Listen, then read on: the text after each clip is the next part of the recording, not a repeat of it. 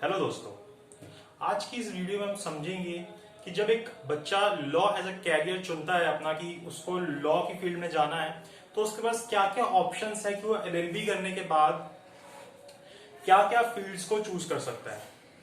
देखिए, जब एक स्टूडेंट एलएलबी करता है या तो वो 3 इयर्स एलएलबी करता है या 5 ईयर एलएलबी करता है तो उससे ज्यादा कोई मैटर करता नहीं कि उसने कौन सी 3 ईयर एलएलबी की है या 5 ईयर एलएलबी की है। अब देखिए, मैं आपको कैरियर्स बताता हूँ कि आप किस किस चीज को परस्यू कर सकते हैं after doing your LLB.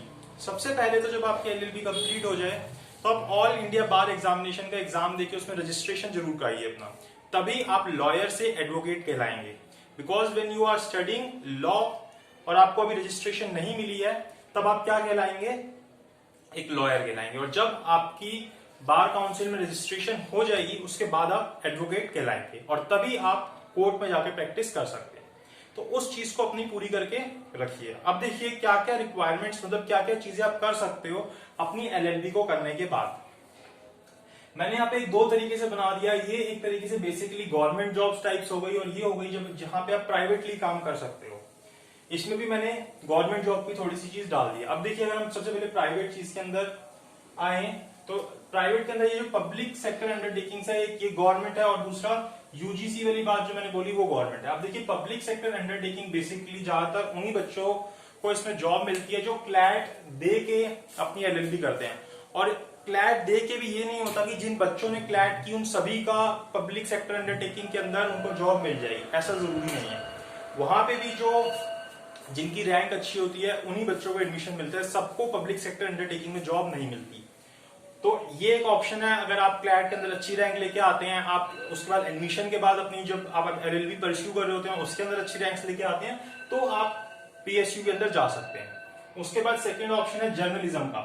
Journalism एक बहुत अच्छा ऑप्शन है। जैसे आप बहुत सारे न्यूज़पेपर्स होते हैं, बहुत सारे ऐसे मीडिया हाउसेज होते हैं जिनको लीगल जर्नलिज्म के लिए एक टीम होती है पूरी उनकी, तो उसके अंदर उनको एडवोकेट्स की जरूरत होती है या लॉयर्स की जरूरत होती है। बेसिकली इन लोगों की प्रैक्टिस नहीं होती, लेकिन ये किस तरीके से जजमेंट्स पढ़ते हैं, उनको समझते हैं, उनको इंटरप्रिटेट करते हैं, उनको अपनी एक तरीके से आर्टिकल्स बना के देते हैं। तो वो चीज यहाँ पे होती है। तो जर्नलिज्म भी एक ऑप्शन है, इसको कर सकते हैं, इसमें सैलरी भी अच्छी होती है।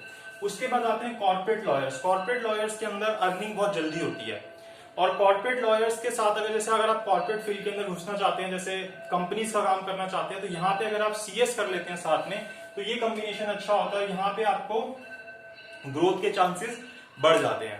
फिर आते हैं हमारा यूजीसी नेट। यूजीसी नेट का मतलब हो गया कि भाई अगर आपको प्रोफेसर बनना है, एलएलएम करिए, उसके बाद एलएलबी के बाद यूजीसी नेट का एग्जाम दीजिए तो आप प्रोफेसर बन सकते हैं। इसमें कोई ज्यादा प्रॉब्लम होती नहीं, बट ये टाइम कंज्यूमिंग है। आपको पहले 3 साल या 5 साल की एलएलबी करनी है, फिर अपनी 2 साल 1 साल जो भी आपकी एलएलएम है उसको करनी है। उसके बाद आपको एग्जाम क्लियर करना है, फिर आप क्वालिफाई करते हैं प्रोफेसर बनने के लिए। उसके बाद आता है काम एडवाइजर का। बहुत सारी जो कंपनीज होती है या बहुत सारी जो डिपार्टमेंट्स होते हैं उनको लीगल एडवाइजर की जरूरत होती है, तो वो काम भी आप कर सकते हैं जो लीगल एडवाइस देते हैं। तो ये सारे बेसिकली एक तरीके से काम है। इसके अलावा अगर आप कोर गवर्नमेंट जॉब्स की तरफ आए तो सबसे अच्छी जॉब है आईबीपीएस की। ये बैंकिंग के अंदर जॉब है। इसके अंदर ये लोग इंटरव्यू के थ्रू एक पहले एग्जाम लेते हैं, उसके बाद इंटरव्यू होता है। आईबीपीएस के अंदर बैंकिंग डिपार्टमेंट में आपकी जॉब लगती है, ये बहुत अच्छी जॉब होती है। इसके बाद जैक का होता है, जज एंड एडवोकेट जनरल। ये बेसिकली आर्मी के अंदर जॉब लगती है। जैसे कोर्ट मार्शल्स जो होते हैं आर्मी में, वहां पे ही होती है। इसकी एज लिमिट जो है 27 ईयर्स है और इसके अंदर डायरेक्ट इंटरव्यू से आपका रिक्रूटमेंट होती है। लेकिन इसके लिए आपकी जो एलएलबी है उसके अंदर आप फर्स्ट डिवीजन से पास हुए होने चाहिए, तभी आपको यहाँ पे इंटरव्यू के लिए बुलाया जाता है। ये इंटरव्यू काफी बड़ा इंटरव्यू होता है, 5 दिन तक ये इंटरव्यू चलता है और इसके अंदर काफी सारी चीजें होती है। उसके बाद आता है एडीपीओ या एपीपीओ। किसी स्टेट में एडीपीओ बोलते हैं, किसी स्टेट में एपीपीओ बोलते हैं, जो पब्लिक प्रोसिक्यूटर होता है, असिस्टेंट पब्लिक प्रोसिक्यूटर या असिस्टेंट डिस्ट्रिक्ट पब्लिक प्रोसिक्यूटर। इस तरीके से जो सरकारी वकील जिसको बोलते हैं, जो प्रोसिक्यूशन होता है, जो विक्टिम के बिहाफ पे कोर्ट में रिप्रेजेंट करता है और अपनी प्रोसीडिंग्स को आगे बढ़ाता है। तो ये एक ऑप्शन होता है। इसके बाद जो सबसे ज्यादातर बच्चे जिस तरफ जाते हैं और एक तरीके से एलएलबी करते हैं, उसके लिए होता है जुडिशरी ऑप्शन। अब देखिए, जुडिशरी के अंदर जो बच्चे जाते हैं, जो जज बनना चाहते हैं, इसके लिए दो ऑप्शंस होते हैं, एक होते हैं लोअर जुडिशरी, मतलब जिसके अंदर आप सिविल जज के तौर पर लगते हैं, और एक होता है हायर जुडिशरी। हायर जुडिशरी के लिए क्या होता है कि आपकी एज कम से कम 35 होनी चाहिए और मैक्सिमम एज 45 होनी चाहिए, और आपके पास कम से कम 7 साल का एक्सपीरियंस होना चाहिए, तभी आप हायर जुडिशरी की एग्जाम दे सकते हैं। 7 साल किस चीज का एक्सपीरियंस? आपकी प्रैक्टिस का एक्सपीरियंस होना चाहिए। उसके अलावा अगर आप सिविल जज लगना चाहते हैं तो ये स्टेट टू स्टेट वेरी करती है इसकी एज लिमिट, किसी स्टेट में 32 है, किसी स्टेट में 35 है, और यहाँ पे आपको से कोई एक्सपीरियंस नहीं मांगा जाता, यहाँ पे सिर्फ आपसे आपकी एलएलबी की डिग्री मांगी जाती है और आप ये एग्जाम देके एज अ सिविल जज कोर्ट में लग सकते हैं। तो हमारे पास ये सारे ऑप्शंस है। और दूसरी बात की जो एलएलबी होती है, यहाँ पे आप अगर एकदम एंटर करते ही और आप सोचेंगे आपकी एलएलबी कंप्लीट होते ही आप बहुत सारा अर्न करने लग जाएंगे, तो एलएलबी में ऐसा नहीं है।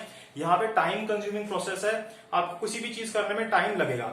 या तो आपकी इस तरीके से किसी चीज में जॉब लग जाए, अदरवाइज अगर आप लिटिगेशन में रहते हैं, जो एलएलबी करके ज्यादातर लोग जिसमें जाते हैं लिटिगेशन में, तो लिटिगेशन जो होती है वो टाइम कंज्यूमिंग है, वो टाइम लेगी कम से कम 5, 6, 7 साल। इससे पहले आप इसमें अर्न करना अच्छे से अर्न नहीं कर सकते। आप सोचे कि मैं बहुत सारा अर्न कर लूंगा एलएलबी करते ही, तो वो चीज यहाँ पे एलएलबी में नहीं है। एलएलबी जो है वो टाइम मांगती है। जब आपकी एलएलबी होगी उसके बाद आपको अपना टाइम देना पड़ेगा, और थोड़ा नहीं काफी टाइम देना पड़ेगा, उसके बाद आप इसके अंदर अच्छी अर्निंग कर सकते हैं। तो ये सारी चीजें हैं जो आप एलएलबी करने के बाद एज ए करियर अपनी देख सकते हैं कि आप एलएलबी करके क्या क्या चीजें कर सकते हैं। तो ये सारे हमारे पास स्कोप खुले हैं अगर आप एलएलबी कर रहे हैं या एलएलबी कर चुके हैं तो।